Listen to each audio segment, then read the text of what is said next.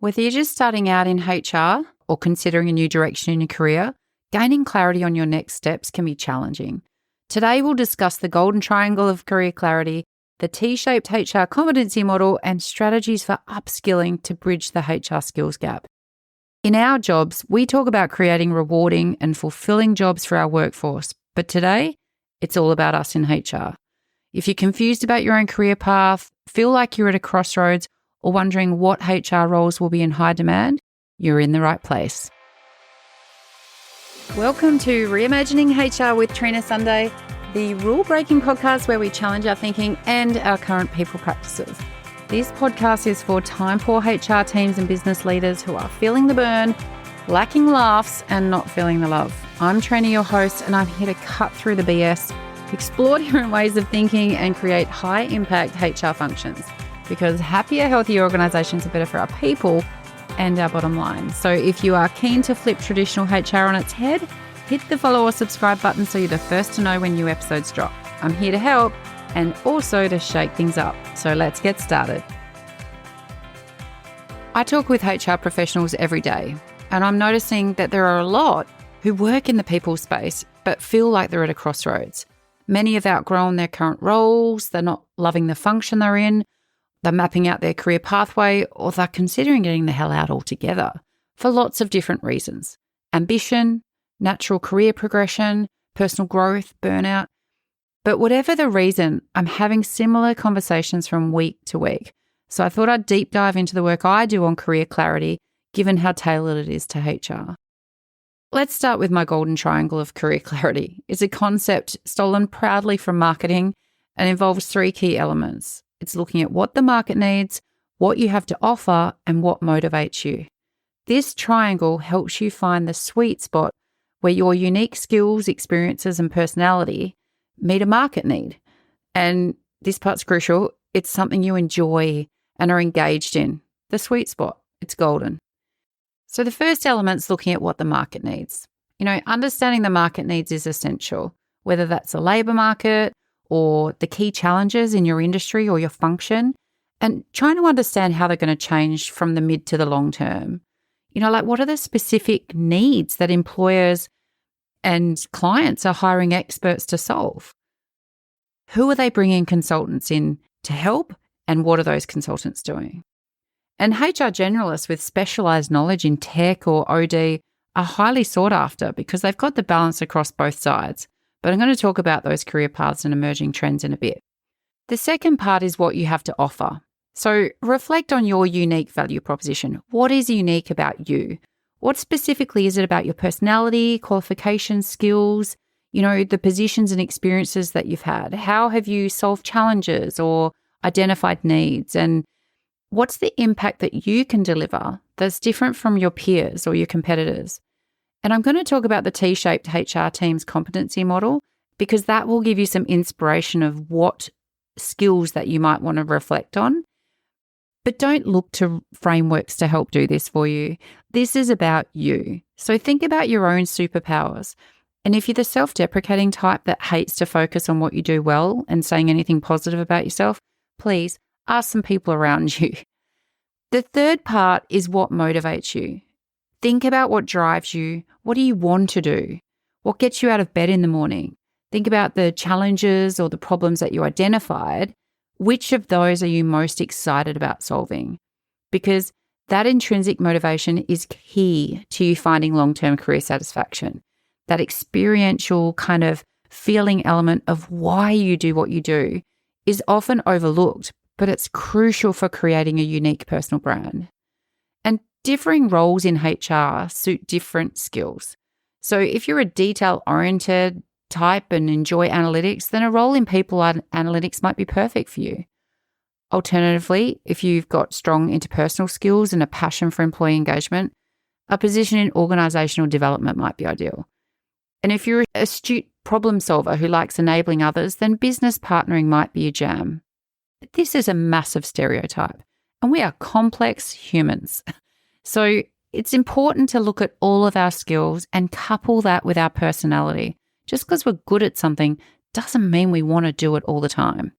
So let's delve deeper into some of the most sought after roles in HR, both now and in the future. And most of us would know some of these top roles today. They've been around for a while, even if we keep trying to change the name of them. The first one, obviously, is HR business partner. HR BPs are essential in aligning HR strategies with business goals, right? They work closely with senior leadership to develop policies and help support objectives. And it's their strategic role that makes them highly sought after in companies that are trying to integrate HR and business strategy. The HR business partner, if strategic, is the conduit. But more than that, they coach people leaders, they help solve problems, and they understand the pain points. And HR BPs are your primary source of intel when it comes to designing or revising people practices. Another is obviously talent acquisition specialists. So as the competition for talent intensifies, and we know it is right now, the role of talent acquisition specialists has become crucial. They're responsible for sourcing, attracting, and hiring top talent. And with a growing emphasis on employer branding and the candidate experience, this role is expected to remain in high demand. Another is learning and development managers. They've been around for a while, but with continuous learning becoming a really top priority, this is separating employers in the market. L&D play a key role in designing and implementing training programs that enhance employee skills and support career growth. And they're vital in creating a culture of continuous improvement and learning. Now, in upcoming, we've got the HR data analyst, right? Been around for a long time, but the importance of data-driven decision-making is increasing in HR. And HR data analysts collect and analyse workforce data, right? They provide insights that inform HR strategies. Their ability to interpret data and predict trends, it makes them indispensable in modern HR departments. Now, diversity inclusion managers, there is a lot of debate around this right now and globally. So I follow a lot of influence and thought leaders and thought partners around the world when it comes to diversity and inclusion. And it's still a very critical role in our organisations. And promoting diversity and inclusion is not just a trend, and that's the flack it's been copying, but it's a necessity. Diversity and inclusion specialists develop strategies that foster inclusive workplace culture. And their role is crucial in ensuring that all employees feel valued and that they are supported, but they also ensure diverse representation. And that is good for decision making, which in turn is good for the bottom line.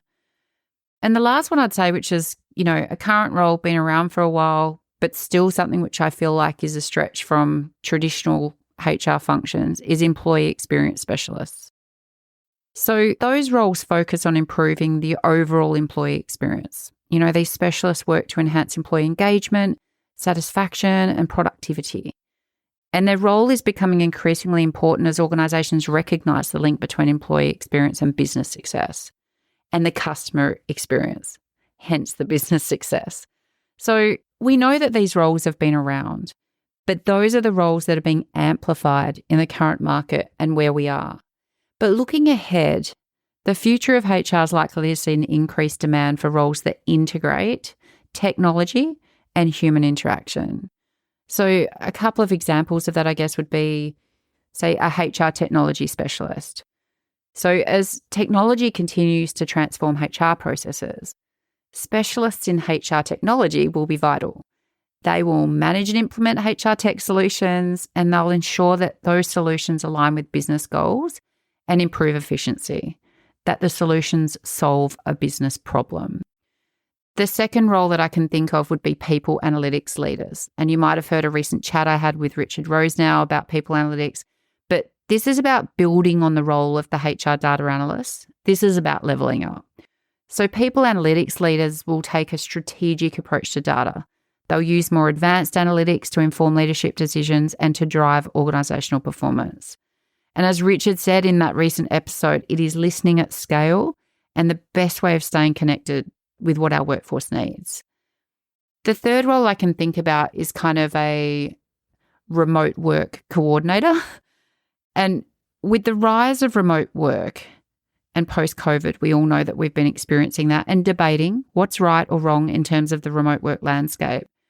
But organisations are going to need experts who can help manage and optimise remote work strategies.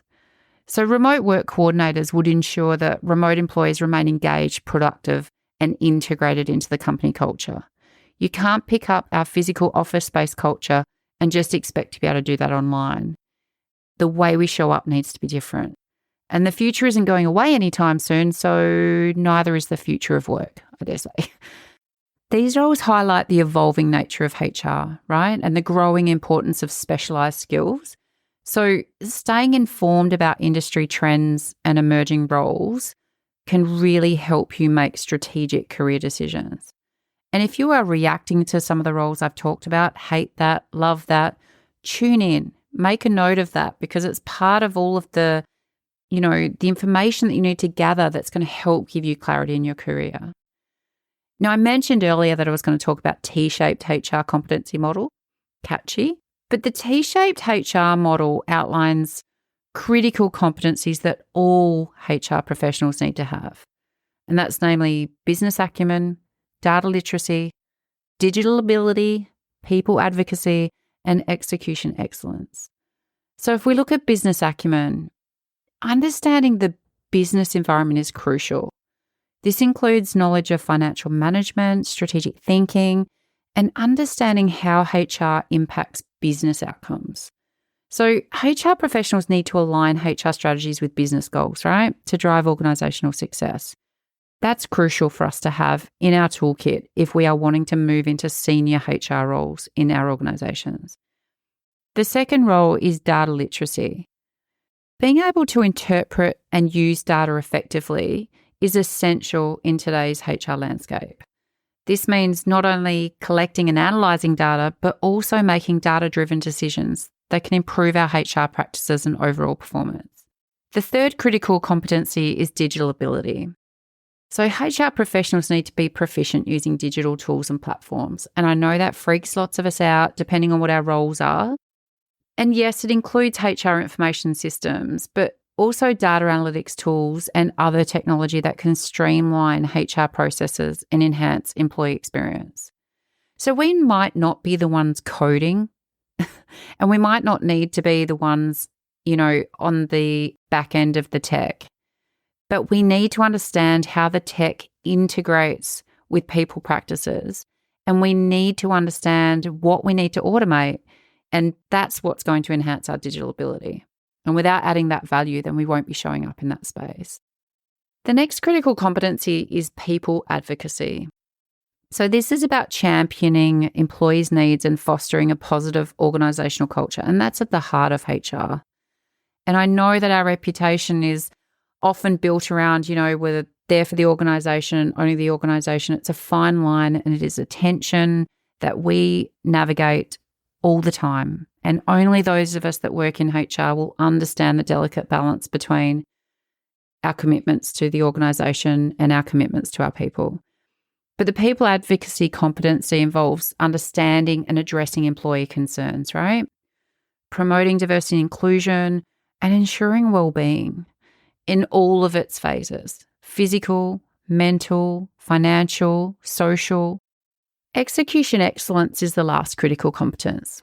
We all need to have it. It's our bread and butter. So the effective execution of HR strategies and initiatives, it's everything, right?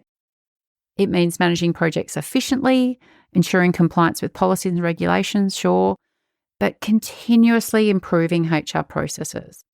It's that agile, iterative approach to refine so that we can align.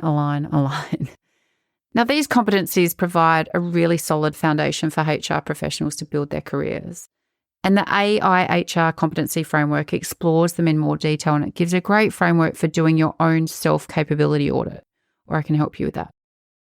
But without strong foundations in the core competencies, it's really hard for you to move into senior HR roles. And if you're already in one and don't have those competencies, it's harder for you to be effective and influential. It might be what your gap is. It might be what's holding you back. Being able to demonstrate those critical competencies of business acumen, data literacy, digital ability, people advocacy, and your excellence in execution. It's part of what's going to separate you from the field. But we also need to take stock of our leadership capability, right? Whether that's leading ourselves and the self-awareness and leading with empathy, or our role in leading others, where we would have to be really skilled at building trust and, managing conflict and developing and coaching others. But then as we get bigger in organizations, right, it's about leading the organization. It's about inspiring and motivating and setting the direction. Interestingly, AIHR talk about specialty areas of HR in a slightly different way to the Ulriches and the Bersons of the world. But your subject matter expertise might be grouped into areas like awareness and attraction. So that's employer branding, talent acquisition, onboarding. Lots of people would call that recruitment. People experience and culture, that's a grouping of performance and total rewards, well-being and health, diversity, equity, inclusion, belonging. What else would be the employee experience? What a lot of us would call OD. The next area would be business transformation. This is probably the truest form of organisational development in the work that I do, related to change management or organisational design, workforce planning. And I see it being underinvested in or led in various ways through either the head of HR or OD teams or not at all. The other grouping is around talent growth, right? So talent management, leadership development, learning and development. This is where we want to build our talent, grow them so we are not in this cycle of recruitment. Digital HR is absolutely fundamentally an emerging subject matter expert field. It's people analytics and HR technology way beyond the existing HRIS person, as I mentioned. But then the foundational space and our core work is around people operations, right? So if you're grouping your subject matter expertise, then your function might be in people operations, which is where we would see compensation and benefits, employee relations, offboarding, HR policies and procedures and payroll. It's our non-negotiable function. If we're not showing up and doing people operations well, then we are going to have some challenges. So think about yourself in terms of where you are as a subject matter expert. Are you in that awareness and attraction space? Are you in people experience and culture? Are you in business transformation? Talent growth, digital HR, people operations, all core valued functions that we have. And obviously there's specialism within them. But the HR landscape's evolving rapidly.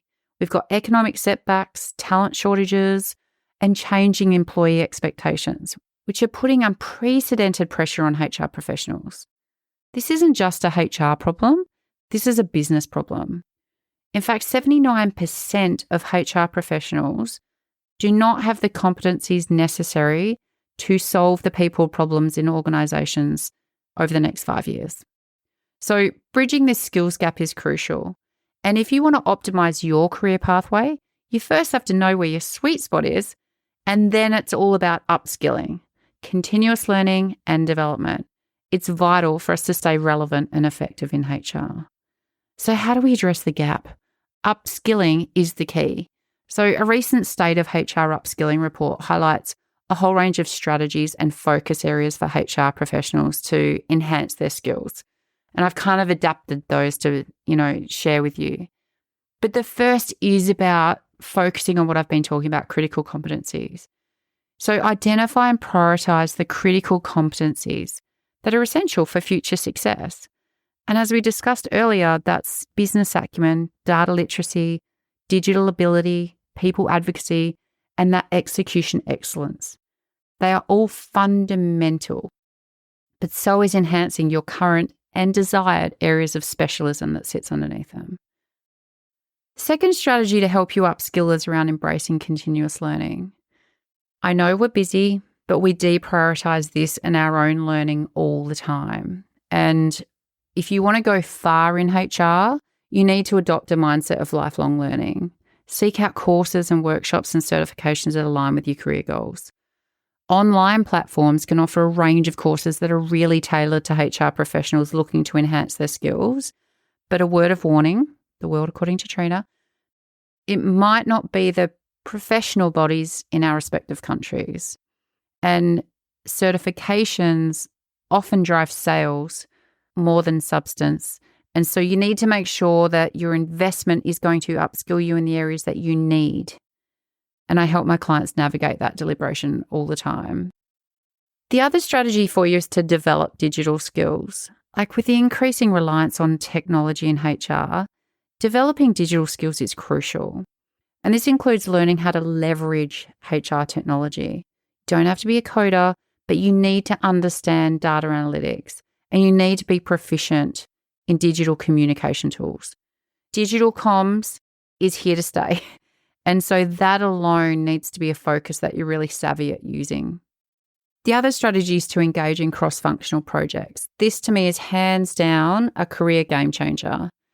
So if you can participate in projects that go beyond traditional HR boundaries, it'll help you gain a broader perspective of the business and to develop skills that are transferable across different functions. Say yes to every project opportunity that gives you exposure to core operations or to building relationships with future allies. Another strategy is to seek mentorship and networking opportunities. So connect with experienced HR professionals. Seek mentorship. Networking provides valuable insights and can open doors to new opportunities. But depending on where you are in your career, you might not need a HR mentor. You might be further advanced and actually need a business or a finance mentor. And so your needs are going to be different. So just see what's out there and see where you are in your career. And if you're not sure what platform you might need to help level up, reach out, put it in the comments, let us know so I can give you some tips. But the last thing and the last strategy is really to stay updated on industry trends.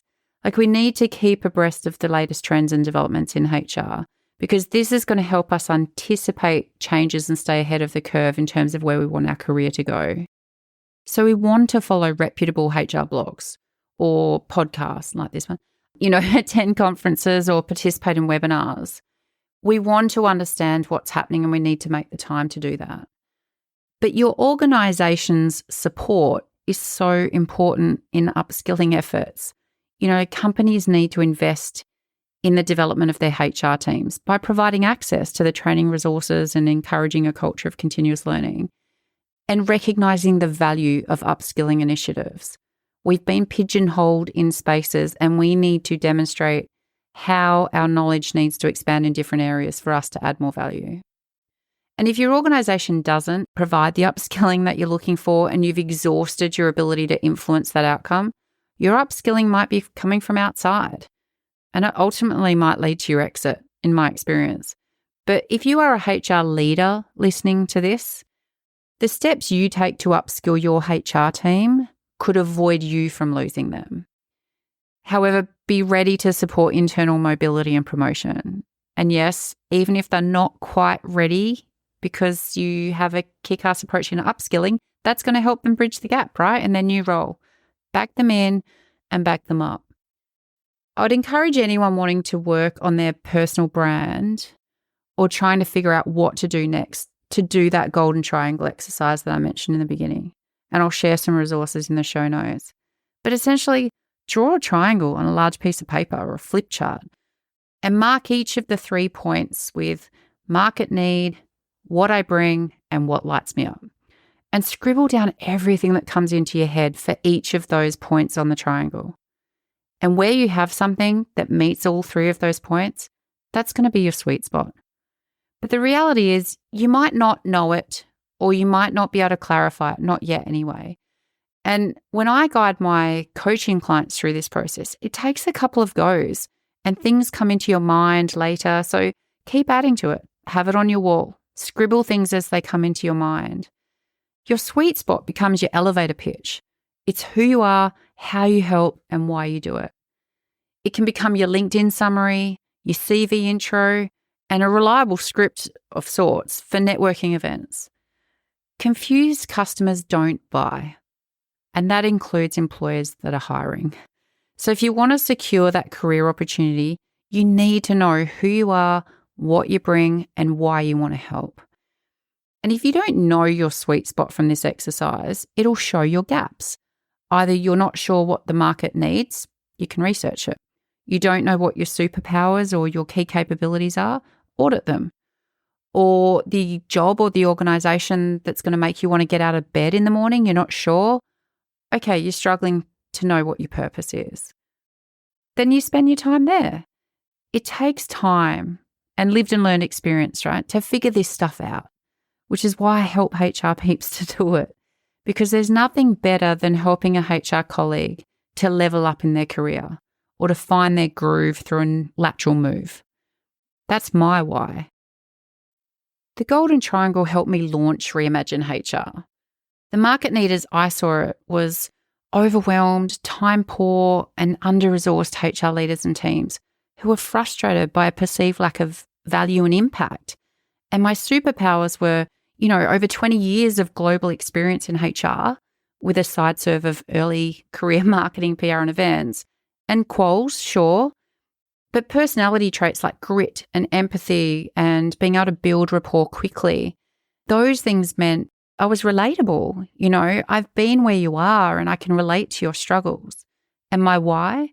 Well, that's helping HR professionals to thrive.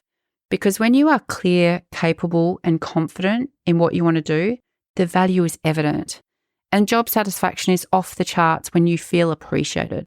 Life feels good. And I want every HR person to feel that way. But unfortunately, with the conversations I've been having, it feels like the majority don't. So my sweet spot is Reimagine HR, providing consulting, coaching, training, and events to help build clarity, confidence, and capability so that together we can make workplaces better. Because toxic workplaces hurt people, and that's not okay. And that is not a career that's going to make us feel good. And HR has such diverse career options, and there really is a sweet spot for everyone. The challenge is to find it. That role where you are using your innate superpowers to solve a company or an industry problem in a way that lights you up. Imagine that. Before you go, if you're seeking personalised guidance, I do offer virtual career clarity sessions specifically for HR professionals. So you can reach out via our website, reimaginehr.com.au, to request more information via email or on a free call. I'm here to help you gain the clarity and confidence you need for a rewarding HR career. And if you have any questions, put them in the comments and I'd love to chat more. Thanks for tuning in and leaning in to this week's episode as we look to reimagine how we show up for our people, organisations and community. Reach out to us via our website at reimaginehr.com.au with your HR horror stories or suggestions of people you'd love to hear from or topics you want to explore. It's all about people, purpose and impact, and we are here for all of it. Until next time, take care, team.